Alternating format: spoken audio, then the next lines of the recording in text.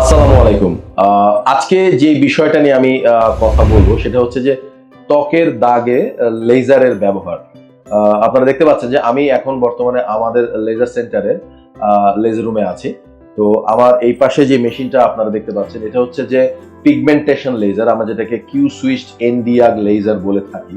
তো এই লেজারের মাধ্যমেই আমরা এই ত্বকের বিভিন্ন ধরনের দাগের চিকিৎসা করে থাকি। তো কোন ধরনের দাগের চিকিৎসা আমরা মূলত করি? একটা হচ্ছে যে ত্বকের বিভিন্ন তিল তৈরি হয়, আমরা যেটাকে ফ্রেকেলস বলে থাকি, লেন্টিজেন্স বলে থাকি। এই তিলগুলোকে, যেগুলো ফ্ল্যাট হাতে ধরা যায় না, সেই তিলগুলো আমরা এই মেশিনের মাধ্যমে রিমুভ করতে পারি।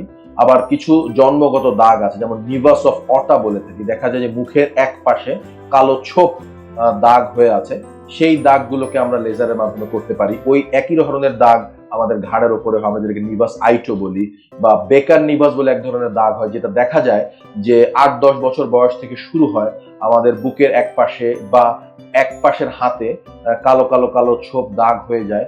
সেই দাগগুলোকে আমরা দূর করতে পারি। এছাড়া কোনো জায়গায় ক্ষতর সৃষ্টি হলে, কেটে গেলে, ব্রণ হলে ব্রণ পরবর্তী দাগ বা মেস্তার দাগের ক্ষেত্রেও আমরা এই কিউ সুইচ এনডিআগ লেজার মেশিন ব্যবহার করে থাকি। খুবই নিরাপদ একটি চিকিৎসা পদ্ধতি। সাধারণত ১ থেকে ১.৫ মাস পর পর এক একটা সেশন নেওয়া হয়ে থাকে এবং আপনারা মেশিন দেখছেন, এখানে আমরা প্যারামিটার সেট করে নেই।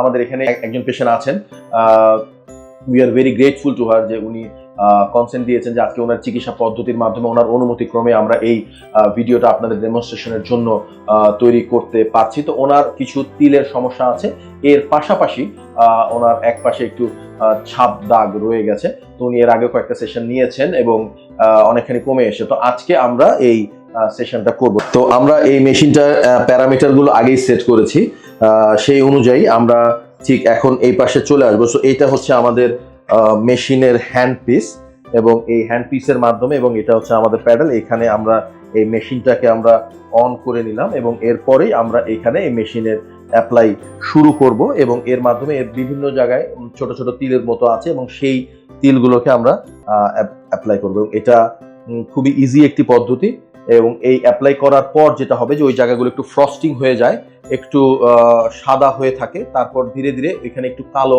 একটা দাগের মতো পড়ে। আমরা বেশ কিছু পোস্ট লেজার মেইনটেনেন্স ইনস্ট্রাকশন দিয়ে থাকি। একটি হচ্ছে যে সানস্ক্রিন ব্যবহার করতে হবে, ময়শ্চারাইজার ব্যবহারের জন্য বলে থাকি, রোদ একটু অ্যাভয়েড করার জন্য বলা হয়। ওই কালো ছোপ দাগটা কয়েকদিনের মধ্যে আবার আস্তে করে কমে আসে এবং ১ থেকে ১.৫ মাস পর পুনরায় আরেকটি সেশন আমরা করি এবং এইভাবে কয়েকটা সেশন করলে দেখা যায় যে এই তিলের দাগ বা মেস্তার দাগ অথবা যে কোনো ধরনের পিগমেন্টেশন অনেকাংশে কমে আসে। ধন্যবাদ সবাইকে।